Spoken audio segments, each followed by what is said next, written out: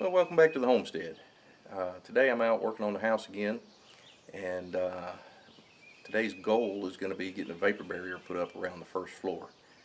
And there's a couple of little odds and ends that I have to get done before I can start putting the vapor barrier up. So let me just walk you through those and see if we can get that knocked out and get our vapor barrier put up today. So the three things I need to do before I can get my vapor barrier put up is I need to finish putting this sheathing up all the way across the back porch here at the very top, and then around my window openings I need to finish cutting that out. You can see there's a little bit of a lip there, so I need to trim out the rough openings a little better. And I've got outlet boxes on the porch that I need to get cut into the wall. So once I've got those things done, I should be ready to put the vapor barrier up. And what I'm going to start with is putting up my sheathing across the top here. So let's get started with that. As I was measuring to cut my first piece of sheathing up here, I noticed a problem. I've got a stud here that's got a significant bow in it, and it's bowing outwards. So what that's doing is it's putting a bulge in this wall, and whenever I go to put my siding on, that siding is going to follow that bow, and I'm going to have a poor quality finish on my final siding. So let me see if I can walk you around, get you to see that bow. It's right where this dark piece of wood is here. And as we slide in there, you can see that is out pretty high. So I need to try and get that addressed before I go any farther. My problem is that the stud is where my plywood breaks. And I've got 3-inch ring shank nails every 6 inches all the way down that thing. And the chances of me being able to get all of those nails out without tearing up that plywood is not very good. So if I can't get the bow out of the stud, I'm going to have to pull this piece of plywood and this full sheet of plywood next to it off. I'll have to pull those out and then pull that stud completely out and replace all three. But before I do that, I've got an idea to try and straighten that stud out. So let me show you what I'm doing. Okay, so you can see I've got some relief cuts now in the stud, and they all go almost all the way through. And I've got those every foot or so all the way down the stud. And what I'm going to do now is I'm going to put a straight stud right next to this crooked stud, and then I'll go out and screw through the sheathing into the straight stud, and hopefully that'll pull this bowed stud back in, and then I can screw the two studs together, and that should solve the problem. So let me see if I can get this new stud in. Alright, so this is the bowed stud. This is the stud that we said was straight. And with them side by side, flush on the top and flush on the bottom, you can see here in the middle just how much of a bow is in that. So what I'm going to do now is I'm going to go to the outside and try and run some screws through the sheathing into this stud and see if I can get that to pull in. And if I can get that to pull in, then I'll secure these two studs together. Alright, so let's see if that works.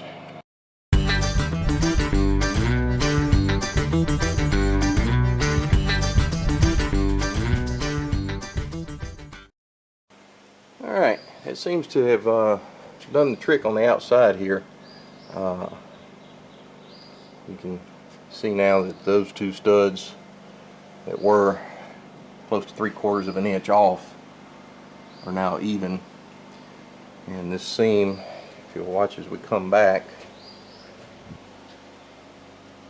no longer has that bow in it. So I'm going to go inside now and finish nailing out that second stud, and then we'll be ready to get back on to doing the sheathing.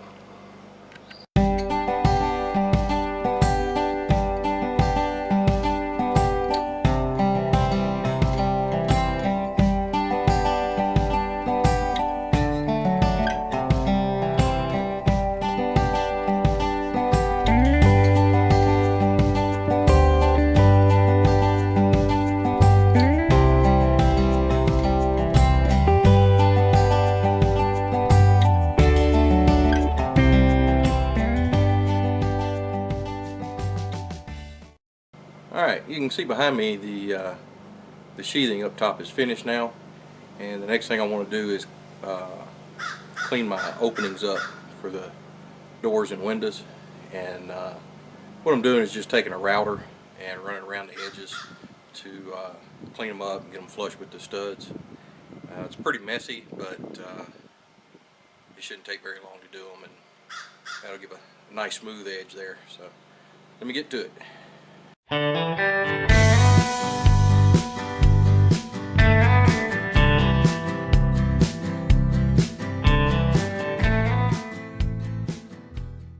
Alright, that was a pretty filthy job, but the router did get all my openings cleaned up. So let me show you what they look like, and then I'll get dusted off here a little bit, and we'll start working on the electrical outlets. And then once those are in, we'll be ready for the house wrap.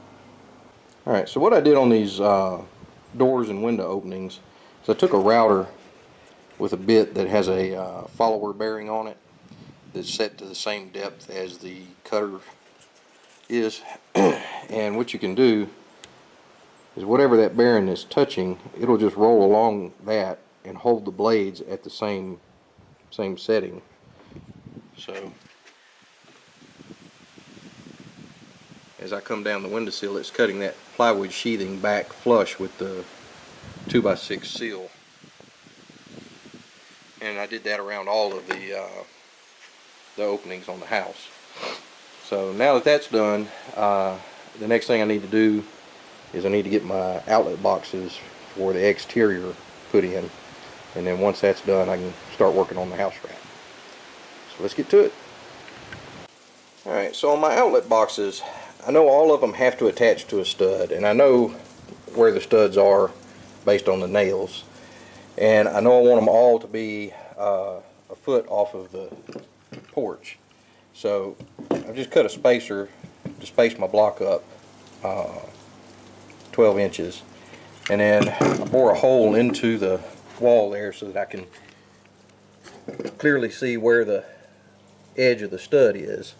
And then once I know that, I can just put the box up right like that and trace around it. So let me do that. Alright, so now I've got an outline of the outlet box that I can cut out with the jigsaw, and that's all there is to it. So let me show you.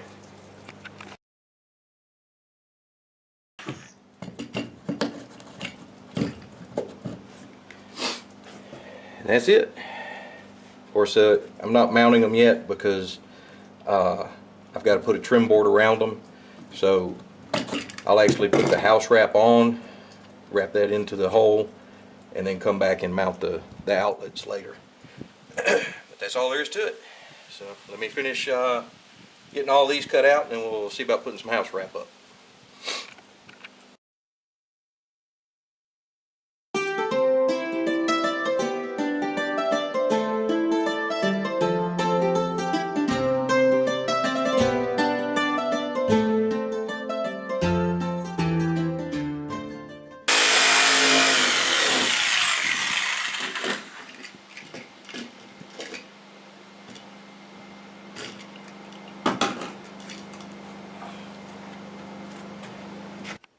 So you can see here the horizontal seam, there's quite a bit of light that gets in between those two, and if light's getting in, so is air. So I want that sealed up, and then the rest of the gaps the spray foam will take care of.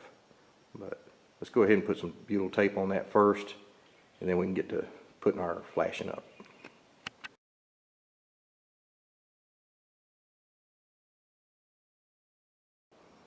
Alright, so that's all there is to putting that stuff up. It's just a rubbery tape, really, butyl tape, self-adhesive. So peel and stick.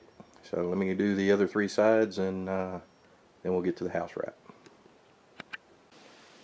Alright, unfortunately I am short 2 rolls of my butyl tape, so I don't have enough to do the 2 ends of the house, but I do have the front and the back done, and I think I'm going to go ahead and put the house wrap on the front and the back. So maybe tomorrow I can bring out some more tape and finish the 2 ends up.